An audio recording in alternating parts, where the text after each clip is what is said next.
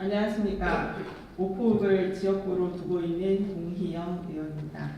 연일 바쁘신 일정에도 불구하고 제1차 정례회 의정 활동에 열과 성을 다하고 계시는 박현철 의장님을 비롯한 선배 동료 의원 여러분, 그리고 신동원 시장님을 비롯한 공직자 여러분께 진심으로 감사 인사를 드립니다. 또 무엇보다 저를 믿고 시의회로 보내주신 시민 여러분께 이 자리를 빌려 감사 인사를 드립니다. 광주 시민들께서 부족한 저를 시의회로 보내신 것은 제가 가진 경험과 능력을 다해 광주를, 오포를 바꿔달라는 시민들의 절절한 요구이자 바람이었습니다. 이런 시민들의 요구에 성실하게 수행하기 위한 첫걸음인 오늘 본 의원은 시정 질문을 통해 현재 광주시의 조직과 구성이 변화와 혁신을 담을 수 있는 것인지, 시민들의 요구를 충족시킬 수 있는 것인지 짚어보고자 합니다. 조직이야말로 앞으로의 광주시의 철학과 비전, 정책을 담을 그릇이고, 그릇을 정비하는 것이 업무를 시작하기에 앞서 가장 기본적인 일이라고 생각하기 때문입니다. 시장님께 질문 드리겠습니다. 시장님께서는 각종 인터뷰를 통해 광주시 최대 현안으로 교통문제 해결을 꼽으셨습니다. 잘 아시다시피 지난 10년간 계획성 없는 난개발로 광주는 극심한 교통정체에 시달리고 있습니다. 특히 오포의 신현리와 태제고개의 교통정체는 오포의 트레이드마크가 될 지경이니 대책 마련이 얼마나 시급한지에 대해서는 더 설명하지 않아도 잘 알고 계시리라 생각합니다. 그런데 지금 광주의 교통정책을 책임지고 있는 교통정책과의 인력과 예산을 보면 과연 이런 심각한 교통난을 해결할 수 있을지 의문입니다.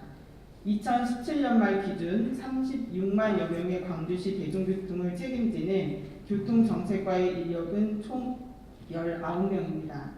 반면 광주보다 인구가 적은 21만의 양주시는 22명, 15만의 포천시는 21명, 28만의 군포시는 24명에 달하고 있습니다.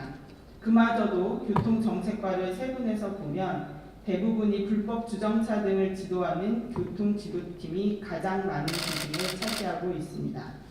시장님의 공약을 보면 마을버스 100% 공영제, 대중교통 위약지역 천원택시 도입, 직행 좌석형 노선 신설 및 증차 등이 있습니다. 지금과 같은 인력으로 이 많은 사업들을 다 검토하고 시행할 수 있다고 보십니까? 물론 사람이 많은 것이 능사는 아닙니다. 그럼에도 현재 교통정책과의 인력과 구성이 교통 문제의 대안을 만들어야 하는 교통정책과의 업무 중요도와 강도를 고려한 구성이라고 보기는 어렵습니다. 따라서 본 의원은 교통정책과의 인력 충원은 물론 예산 증액 등 전폭적인 지원으로 광주시 교통대책을 위한 연구와 검토가 가능하도록 해야 한다고 보는데 시장님 의견은 어떻습니까? 인력 충원과 더불어 교통정책과를 분리해 대중교통과를 신설하는 방안도 검토해 주시기 바랍니다. 그동안 광주는 시내버스 163개 노선, 409대의 택시가 대중교통의 전부여서 이렇다 할 대중교통이 많지 않습니다. 그러나 지금은 경강선도 개통이 됐고 시장님께서 공약하신 마을버스 완전 공영제를 비롯해 셔틀버스 등을 도입하려면 다양하고 촘촘한 대중교통 체계를 만들 필요가 있습니다. 이미 광주시보다 시세가 약한 시흥시, 군포시, 구리시, 오산시 등 다른 지자체에서는 별도의 대중교통과를 운영하면서 대중교통을 유기적으로 통합 관리하고 있습니다. 본 의원은 광주시도 대중교통과를 신설해 전철, 버스, 마을버스 등 다양한 대중교통 정책을 통합 연계해 관리할 필요가 있다고 보는데 시장님 의견은 어떻습니까? 다음은 청소년 수련관 조직에 대해 질문하겠습니다.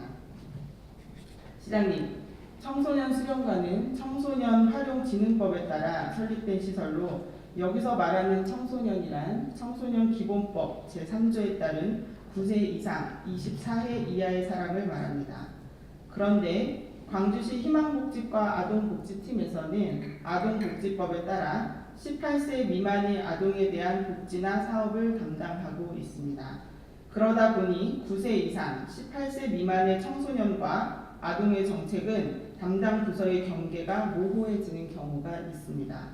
이로 인해 업무상 혼선이 발생하는 것은 물론 수요자인 시민은 담당을 찾아 이리저리 헤매는 불편을 겪곤 합니다.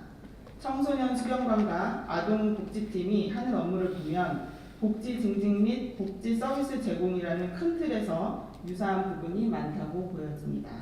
업무상 유사성과 연계 가능한 부분이 충분히 있음에도 단순히 개별법이 다르다는 이유로 이런 부분을 개선하지 않고 부서 간 칸막이를 만드는 것은 지극히 행정 편의적인 운영으로 지양해야 한다고 생각합니다. 또한 청소년 수련관의 인력 구성도 조정할 필요가 있다고 봅니다. 현재 청소년 수련관의 현원은 총 12명인데 앞서 말씀드린 교통정책과의 현 인원인 19명과 크게 다를 바가 없습니다.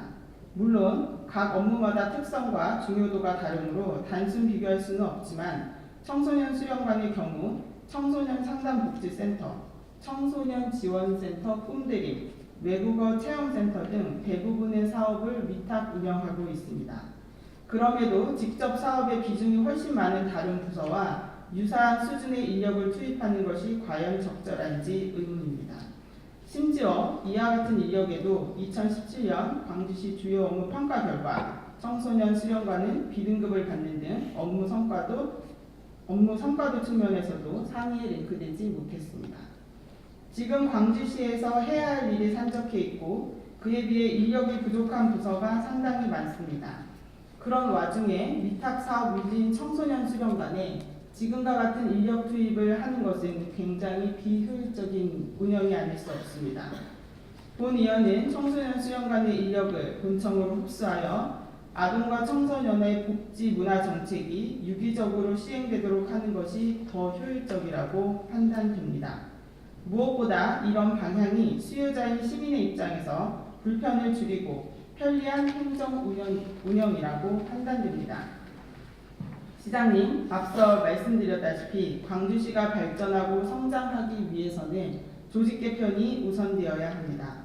투명하고 효율적인 조직을 구성하고 올바른 조직 문화가 자리 잡아야만 광주의 발전이 몇몇 사람에 의해 좌우되는 일이 없을 것이라고 생각하는데 이에 대한 시장님의 입장은 무엇인지 답변 바랍니다.